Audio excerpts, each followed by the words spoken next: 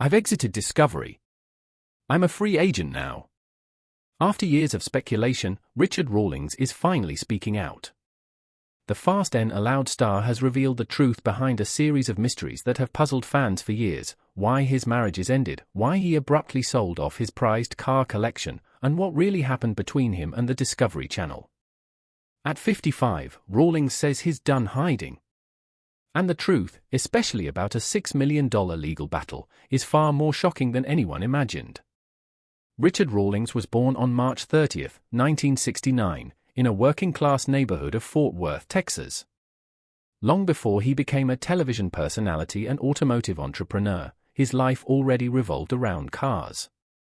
One of the earliest photos of him shows a proud little boy sitting in a pedal-powered Volkswagen Beetle, not just a toy, but a preview of the life ahead. While most kids were watching Saturday morning cartoons, Richard had a different kind of routine. At 3 a.m., while the rest of the city was still asleep, he'd be up delivering newspapers with his father. Together, they rolled up stacks of papers, drove through shadowy neighborhoods, and tossed them onto driveways.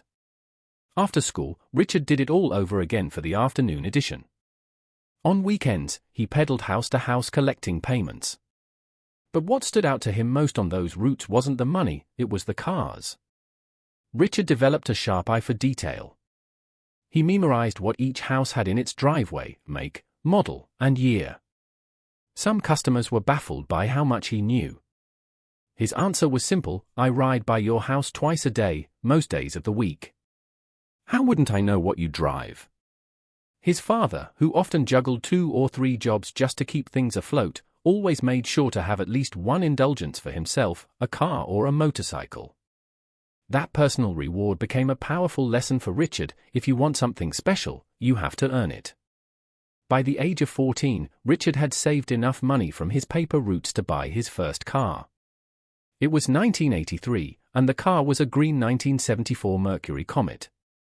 Most kids his age were just dreaming of getting their license someday. Richard was already behind the wheel.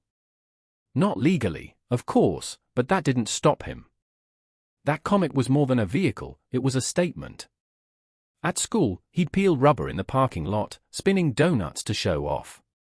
His classmates still remember that ugly green car, and how Richard thought it was the coolest machine on the planet. Here's a revised and structured version of your passage, rephrased into clear and compelling paragraphs. Crashing on his sister's couch might have been a low point, but it didn't break Richard Rawlings, it focused him. He realized he needed to build something of his own. In 1999, he launched Lincoln Press, a printing and advertising company in Dallas. Richard had no formal background in printing, but he had a sharp eye for branding and marketing. He secured a $100,000 small business loan to get the company off the ground, betting on his ability to hustle and grow. Within 5 years, Lincoln Press was thriving. Richard's creativity paid off, most famously when, in 2004, he offered a Lamborghini Gallardo to the first client who spent $1 million with the company.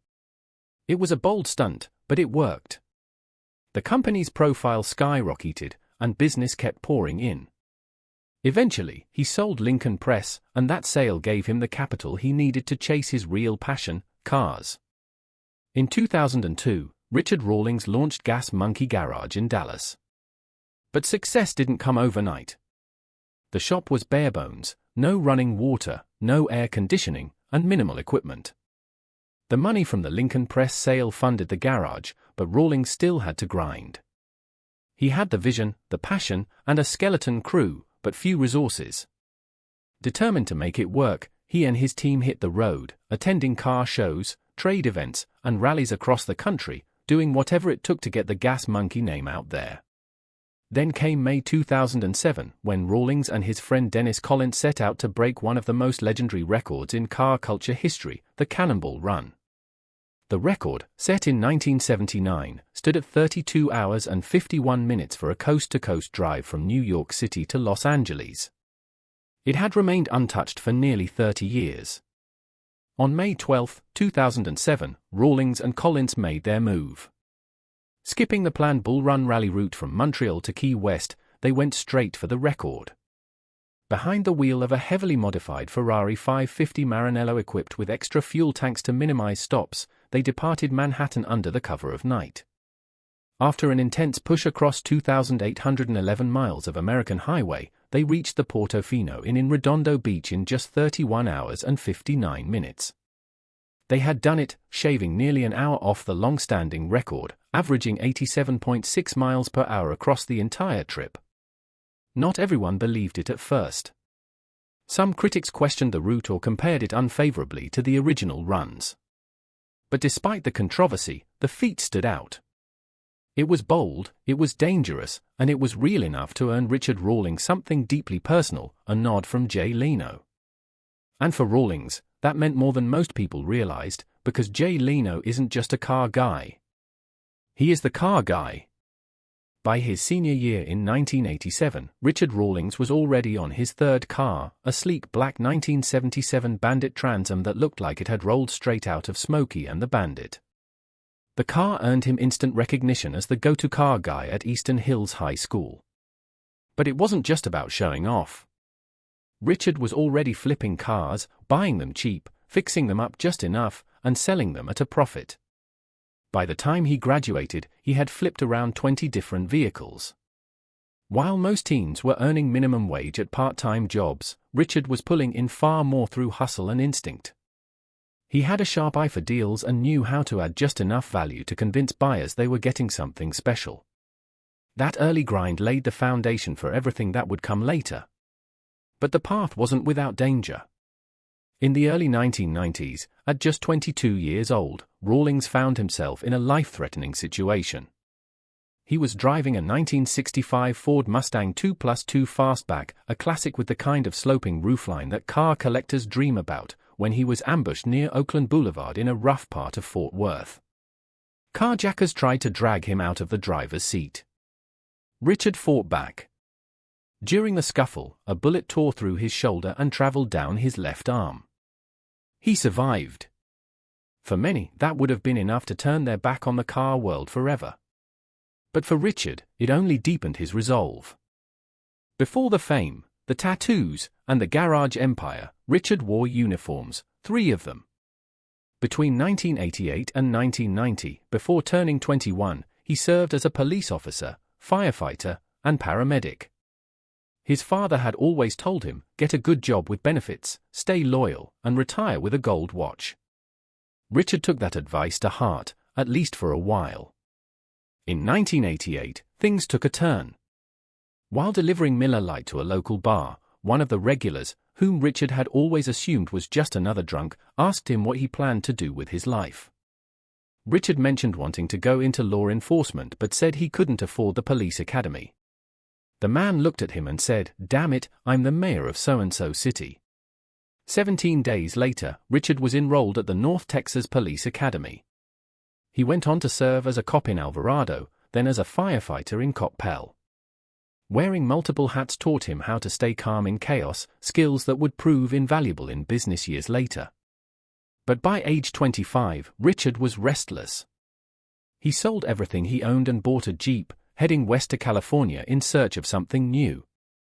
At the time, he was clean-cut, no tattoos, no piercings. Just a young man chasing possibility. 6 months later, he returned to Texas broke. The Jeep had been repossessed. His ears were pierced, his arms tattooed, and he had nothing left but the determination to start over.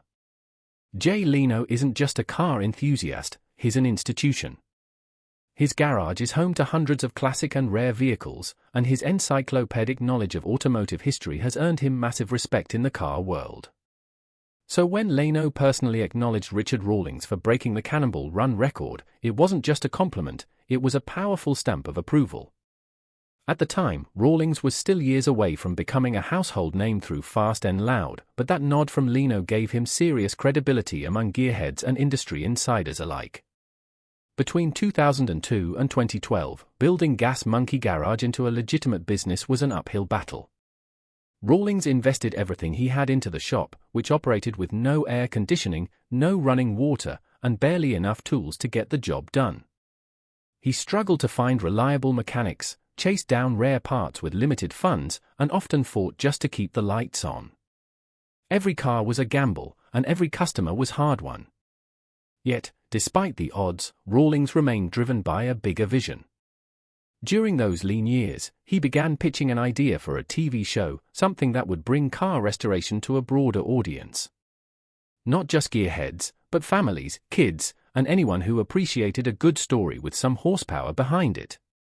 But television networks didn't bite. To them, it seemed too niche, too risky. So Rawlings went back to the grind, promoting Gas Monkey the only way he knew how, by getting out there.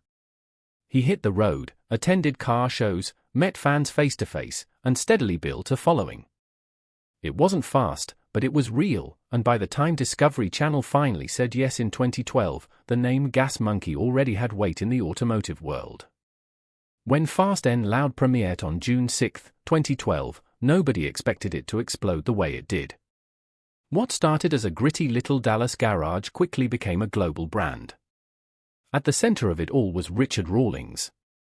Before the cameras rolled, he was just a hustler with a vision. After the show aired, he became a recognizable figure in more than 200 countries. The show was translated into 13 languages, turning Rawlings into an international name almost overnight. The concept behind Fast N Loud was simple but powerful: find forgotten classic cars, many of them rusted out or barely running, restore them to their former glory, and sell them for a profit. But what made the show stand out wasn't just the mechanical work, it was the tone.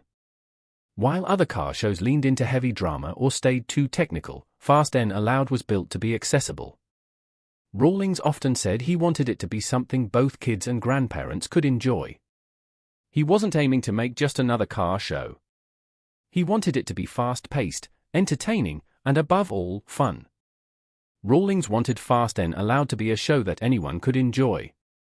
Whether you were a seasoned mechanic or just someone flipping channels, he wanted you to feel welcome. That inclusive strategy worked.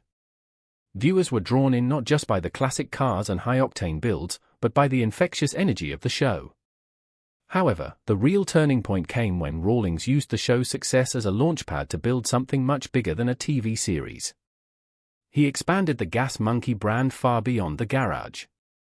Restaurants, clothing lines, energy drinks, tequila, vodka, you name it. What started as a scrappy car shop turned into a full-fledged empire. By 2020, even though Fast N Loud aired its final episode on June 8 after 16 seasons and 155 episodes, the brand was more powerful than ever. Rawlings had leveraged every ounce of fame and business savvy to turn Gas Monkey into a cultural phenomenon. At the core of his success was what Rawlings called his cash money formula. The concept was simple: buy smart, sell smarter. He traveled all over the country in search of beat-up classic cars and closed deals fast using hard-nosed negotiation and stacks of cash. Sometimes, he'd carry thousands of dollars with him just to convince a seller to shake hands on the spot. You can always buy a $10,000 car for $5,000 if you've got it in your pocket, he once said. It sounded like a TV catchphrase, but it was his real-life playbook, and it worked. One of the best examples of that formula was a Dodge Challenger build. Rawlings purchased the car for just over $40,000. Then, the Gas Monkey team invested another $77,000 into the restoration, adding custom upgrades and standout features. When it finally sold, it went for a whopping $150,000, netting a $73,000 profit on a single flip. That kind of return wasn't luck, it came from sharp instincts, calculated spending, and a deep understanding of what the market wanted. What truly set Fast N Loud apart from other car shows was Rawlings' fearless approach to risk. He routinely bought vehicles most people wouldn't touch, rusted-out relics, cars with frame damage, and supercars with serious mechanical problems. Even his own team sometimes questioned his decisions.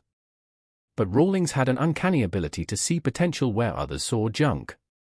In one memorable case, he spent $400,000 on a supercar riddled with issues after a failed stint with its previous owner. The risk paid off. After a painstaking rebuild, the car sold for a sizable profit. These high-stakes gambles became part of the show's identity. The cars weren't just props, they were characters in their own right, each with a history, a problem to fix, and a payoff at the end. Not every build was a success. Some took longer than expected. Some barely broke even. But that was the point, viewers saw the full journey. They got to witness the hustle, the problem-solving, and the sheer amount of time, energy, and heart that went into every transformation. Part of Fast N Aloud's appeal was its honesty. Viewers saw the risk that came before every reward and got a genuine look at the business side of car restoration. Over time, that transparency helped turn the series into one of Discovery Channel's biggest reality show hits. Running from June 2012 to June 2020, 8 full years of builds, flips, and wild road trips, the show really hit its stride by season 4. Tight deadlines, surprise setbacks, and frantic last-minute repairs created real tension. Audiences never knew whether the crew would finish a car on time or watch a deal fall apart. That mix of pressure and payoff kept people glued to the screen. In 2020, however, Richard Rawlings made a pivotal move. During an appearance on the Joe Rogan Experience, he announced that he had ended his partnership with Discovery. The issue came down to control. Rawlings wanted more creative freedom than the network's contracts allowed. Walking away was risky, but it opened new doors. Since leaving TV, he has doubled down on YouTube, new media ventures, and the ever-growing success of Gas Monkey Garage. Rawlings also pushed the brand far beyond cars.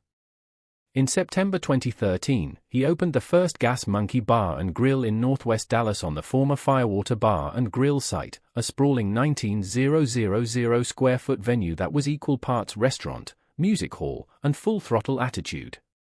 The place could host up to 1,200 guests, and Rawlings hired seasoned pros to run it. Alex Mendonça, who had managed the House of Blues in Las Vegas, took over as general manager, while David Hollister shaped the menu as culinary manager. The launch had rock and roll flair, too. 2 days before opening, the American band Old 97s christened the stage with the venue's first live show. Success bred expansion. By March 2014, Rawlings opened a second Gas Monkey Bar and Grill inside Dallas-Fort Worth International Airport's Terminal D, putting the brand in front of thousands of travelers every day. He even talked openly about launching a third location outside the DFW area, a sign that the Gas Monkey empire was just getting revved up. Richard Rawlings wasn't just experimenting with bars and restaurants, he was carefully building a lifestyle brand.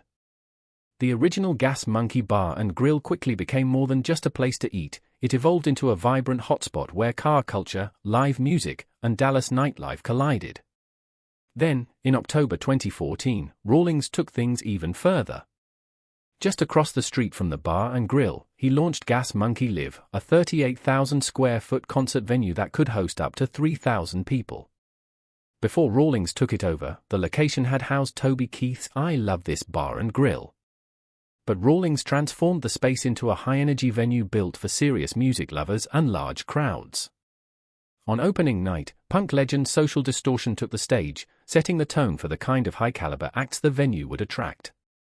Just weeks later, in November 2014, Motley Crue played a free concert there as part of their Farewell All Bad Things Must End tour.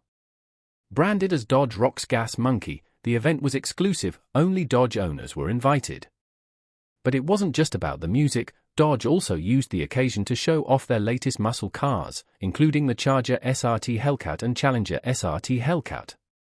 The night blended speed, sound, and spectacle in classic Gas Monkey fashion. Gas Monkey Live hosted more than just concerts.